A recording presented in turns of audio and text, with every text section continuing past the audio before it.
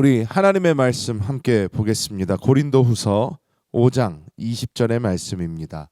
고린도후서 5장 20절의 말씀 우리가 한 목소리로 합독하겠습니다. 그러므로 우리가 그리스도를 대신하여 사신이 되어 하나님이 우리를 통하여 너희를 권면하시는 것 같이 그리스도를 대신하여 간청하노니 너희는 하나님과 화목하라. 아멘.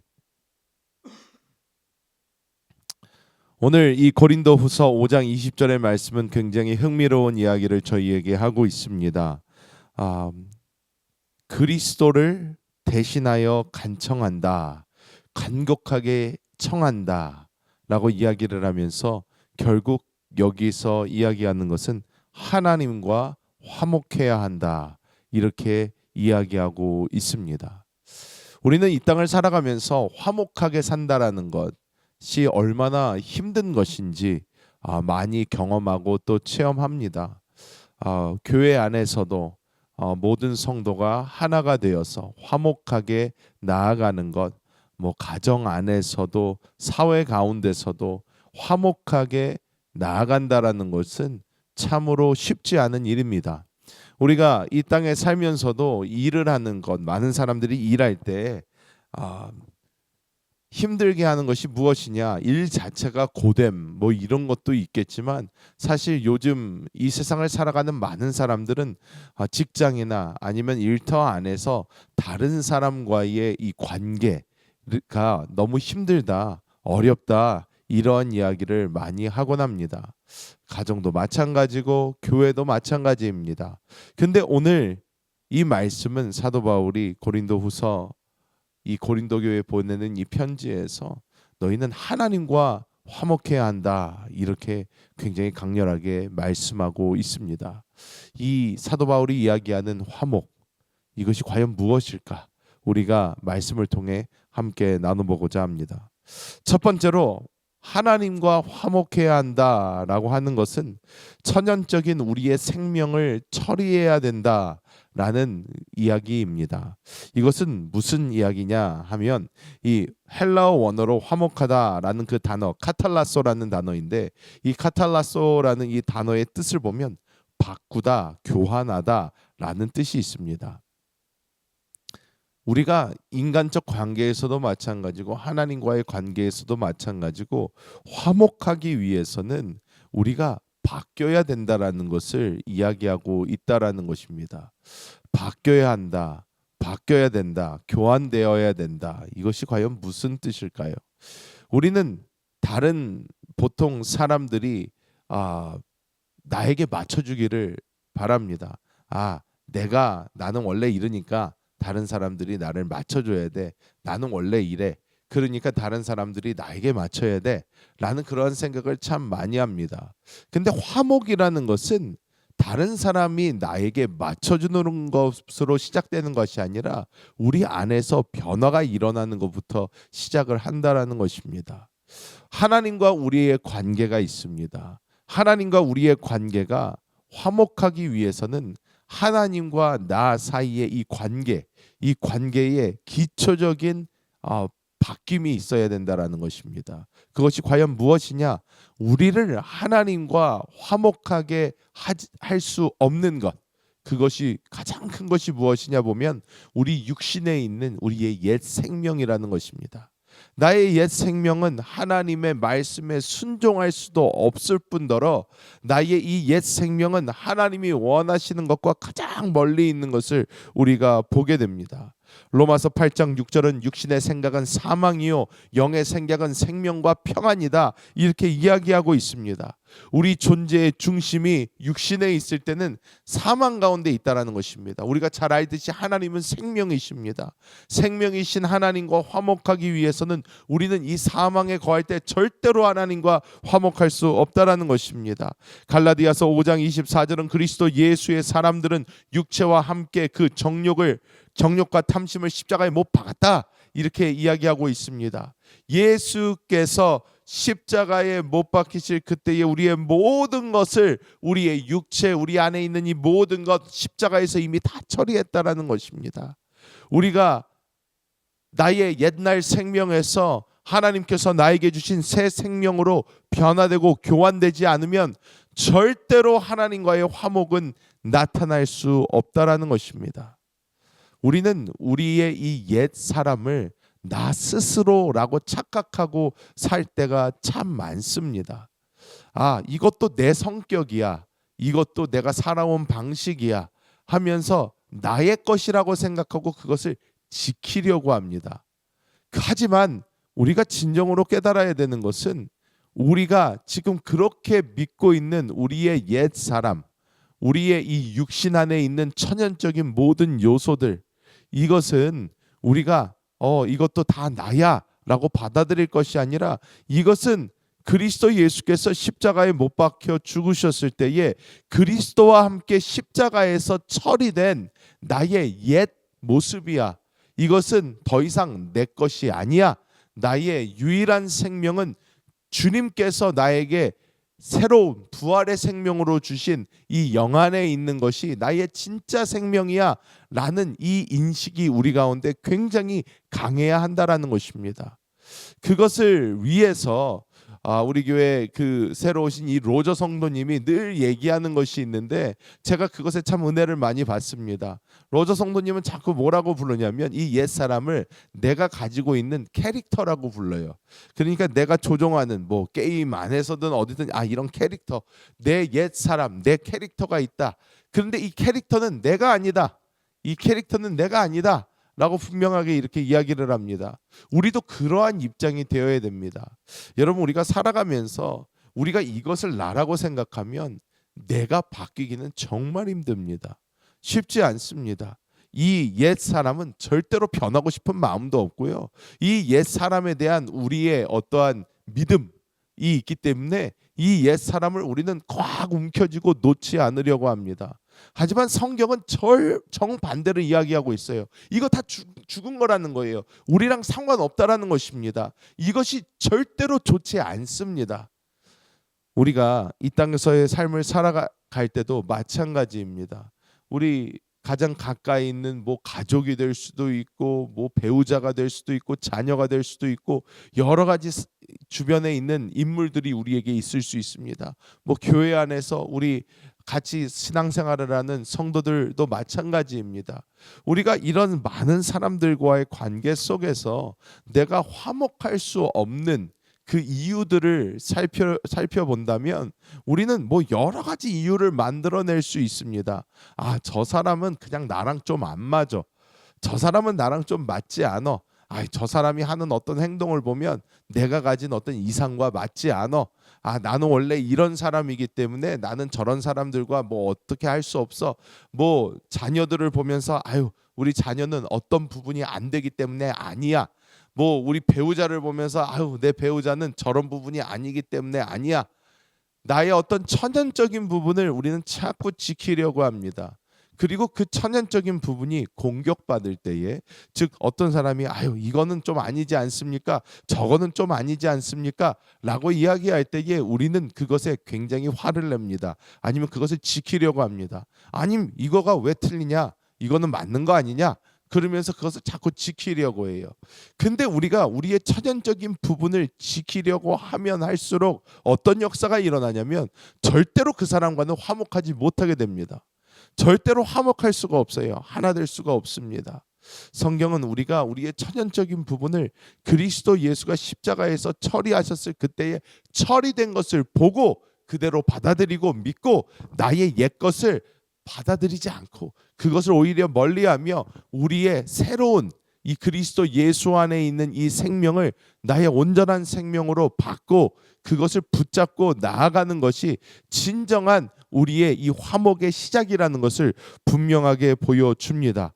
여러분, 이것은 우리가 영 안에서 실질적으로 체험하고 누려야 되는 것입니다.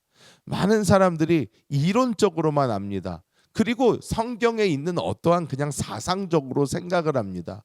내가 그리스도와 함께 십자가에 못 박혀 죽었나니 그런즉 이제는 내가 사는 것이 아니요 오직 내 안에 그리스도께서 사신 것이라. 갈라디아서 2장 20절 말씀 다 잘 압니다. 교회 다니면서 다 한 번씩 들어봤을 것입니다. 그런데 그것을 실제로 내가 누리면서 체험하면서 이것이 나에게 실제가 되어서 사는 사람들은 많지 않다라는 것입니다. 많지 않습니다. 아유 그냥 내가 만드는 어떠한 모양을 가지고 내가 만든 어떤 신앙을 가지고 내가 그것을 지키면서 사는 사람은 있을지언정 그리스도가 나의 새 생명이 되셨다. 이것이 내 안에 있는 진정한 생명이다. 나는 지금 내가 일어날 때도 내가 누울 때도 내가 어디를 가나 이 생명은 나와 함께하고 이 생명이 나를 살아주신다라는 것을 실제로 사는 사람들은 많지 않습니다. 해보려고 하지도 않습니다. 왜 그렇습니까? 그냥 우리가 잘 이해가 되지 않아요. 이것이 이해가 되지 않는 것은 지극히 정상입니다. 왜? 우리의 생각, 우리의 이성을 훨씬 뛰어넘는 하나님의 생명적 부분이기 때문입니다. 하지만 우리가 기억해야 되는 것은 무엇이냐? 우리가 기억해야 되는 것은 이것은 체험해 봐야 된다는 것입니다. 우리가 순복음교회에서 성령 많이 이야기합니다. 성령을 그렇게 강조하는 데는 이유가 있습니다. 무엇이냐? 우리가 성령 체험을 하고 우리가 성령 안에서 하나님의 생명, 즉 내 안에 있는 새로운 생명을 인지하는 것으로 사실 우리는 신앙생활이 시작되는 것입니다. 신앙생활 20년, 30년, 40년, 50년, 60년 할 수 있습니다. 그런데 신앙생활 그렇게 오래 하면서도 우리 안에 있는 이 실질적인 생명을 만져보지 못한다면 그것은 그냥 종교입니다. 종교입니다. 우리에게 일절의 도움이 되지 않습니다. 여러분 신앙생활을 50년 했는데 나의 인격에 변화가 없다면 큰 문제인 것입니다. 이것은 아주 무서운 이야기입니다. 왜냐? 내가 신앙생활을 50년, 60년 했다면 내가 그리스도와 동행한 그 삶이 길어지면 길어질수록 내 삶에 그리스도 예수가 보여야 합니다. 왜? 그분이 나의 생명이니까 그 생명이 나에게 보여야 되는데 그런데 내 안에 있는 그 생명이 보이지 않는다면 그것이 무슨 신앙입니까? 그것은 신앙이 아닙니다. 그것은 단순히 종교입니다. 내가 내 기분을 좋게 하기 위해서 믿은 종교에 불과합니다. 여러분 종교는 절대로 사람을 구원할 수 없습니다. 종교는 절대로 우리의 삶의 변화를 일으킬 수도 없습니다. 종교는 오히려 사람을 죽이고 멸망시킵니다. 예수님께서 이 땅에 오셨을 때 가장 책망을 많이 받은 바리새인들 어땠습니까? 종교로 충만했어요. 종교가 차고 넘쳤어요. 금식 일주일에 몇 번씩 하고 기도 끔찍하게 많이 했습니다. 성경 달달달달 외웠습니다. 그런데 그렇게 하나님 앞에 열심히 던 사람들이 예수님 앞에 가장 크게 책망을 받습니다. 왜 그랬습니까? 하나님의 마음을 몰라요. 하나님의 음성 듣지 않습니다. 성경에서 말하고 있는 예수 그리스도 그분 자신이 이 땅에 오셨는데 받아들이지를 않아요. 왜? 내가 가지고 있는 종교와 달라요. 우리는 이런 사람들 되면 안 된다라는 것입니다. 하나님 안에서 살아계신 하나님을 만나고 누리고 체험하고 이 살아계신 하나님을 나의 온 생명으로 삼고 내 아이의 옛날 것들을 분토와 같이 여기며 배설물과 같이 여기며 다 버려버리고 내 안에 있는 이 새 생명을 붙잡고 기쁨으로 이 안에서 살아가야 될 줄 믿습니다. 그렇다면 어떤 역사가 일어나나 우리가 맨 처음에 이 말씀에 나오는 것처럼 이 말씀 뭐라고 이야기합니까? 우리가 그리스도를 대신하여 사신이 되어라고 이야기를 합니다. 여러분 우리는 사신이라는 단어를 들을 때에 우리 옛날에 사극 같은 거를 많이 생각하게 합니다. 사신은 어떤 사람입니까? 왕을 대신하여 오는 사람이고 왕의 것을 보여주는 사람입니다. 그래서 다른 나라에서 사신을 맞이할 때는 그 사신을 그 나라의 왕, 그 나라의 대표자와 동일하게 여기고 맞습니다. 극진히 융숭이 대접을 합니다. 이유가 무엇입니까? 왕을 대표해서 나왔기 때문입니다. 왕이 다 다른 나라들을 다 직접, 당시에 요즘은 뭐 비행기 타고 여기 갔다 저기 갔다가 할 수 있겠지만 옛날만 해도 그게 불가능하니까 사신을 대신 보내는 거예요. 왕의 메시지를 보이는 것입니다. 여러분, 우리가 그리스도의 사신이 되어서 우리가 해야 되는 것은 무엇이냐? 하나님과 화목된 그 모습을 주변에 있는 사람들에게 보여줘야 된다는 것입니다. 다른 사람들이 우리를 보면 와, 저 사람은 뭔가 다르다라는 게 있어야 돼요. 왜 그렇습니까? 내가 하나님과 화목하면 나로부터 자연스럽게 하나님의 생명은 흘러나오게 되어 있습니다. 자연스럽게 흘러나오게 돼 있어요. 누가 나를 만나도, 사람들이 나를 볼 때, 사람들이 나랑 잠시 대화를 해도 저 사람은 뭔가 달라. 만나면 뭔가 다른 것 같아. 세상은 그 모습을 보면서 하나님에 대해서 알게 된다라는 것입니다. 나도 사신이 되어 그리스도를 모르는 그 사람들에게 하나님과 화목할 수 있도록 만들어줘야 된다라는 거예요. 만들어줘야 됩니다. 많은 사람들이 전도하기를 굉장히 힘들어합니다. 전도하셔야 됩니다. 그러면 제일 스트레스를 많이 받습니다. 사실 저 또한 전도는 어떠한 특별한 은사가 있어야 되는 것으로 생각을 많이 했어요. 전도를 잘하는 분들이 있지 않습니까? 쉽게 하고 또 쉽게 가서 이야기를 하고, 그것 자체가 저도 힘듭니다. 그렇게 쉽지 않아요. 그런데 하나님의 말씀을 보면 또 내 안에 계신 그분의 생명은 어떤 걸 원하시냐? 전도하는 걸 원하세요. 전도를 해야 되는 것입니다. 우리는 이 생명을 자연스럽게 흘려보내야 돼요. 사람들을 만나고 그 사람들을 만남으로 생명을 흘려보내고, 생명을 흘려보내서 그 사람들도 하나님과 화목할 수 있도록 우리가 만들어줘야 된다는 것입니다. 우리가 이렇게 하나님께서 주신 그 명령을 잘 받아서 우리가 그냥 우리의 삶 가운데 나타나고 누려지는 그 하나님을 보여줄 때에 사람들은 하나님 앞으로 나오는 역사가 생기게 될 것입니다. 우리가 잘 알듯이 마태복음 28장 19절에도 그러므로 너희는 가서 모든 민족을 제자로 삼아 아버지와 아들과 성령의 이름으로 침례를 베풀고 라고 얘기합니다. 지상명령, 하나님께서 우리에게 주신 최고의 명령입니다. 가장 높은 명령입니다. 사도행전 1장 8절 오직 성령이 너희에게 임하시면 너희가 권능을 받고 예루살렘과 온 유대와 사마리아와 땅끝까지 이르러 내 증인이 되리라. 주님 말씀하셨잖아요. 우리는 이것을 내가 그냥 뭐 아프리카까지 가가지고 해야지 되는 것이 아니라 우리의 삶 가운데 그리스도의 생명이 흘러나옴으로 우리 주변에 있는 이들이 그로 인해서 살아나고 회복되고 변화되어 하나님과의 화목을 이루게 반드시 해줘야 될 줄 믿습니다. 말씀을 맺도록 하겠습니다.